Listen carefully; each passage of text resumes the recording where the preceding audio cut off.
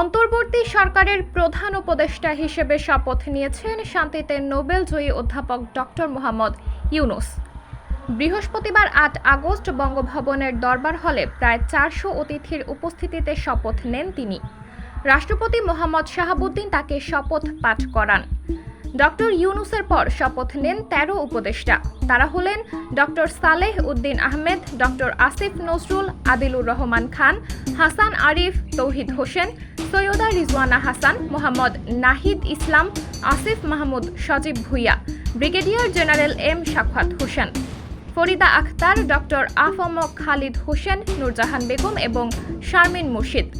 এদিকে ঢাকার বাইরে থাকায় উপদেষ্টার শপথ নেননি তিনজন। তারা হলেন বিধান রঞ্জন রায়, ফারুকী আজম ও সুপ্রদীপ চাকমা।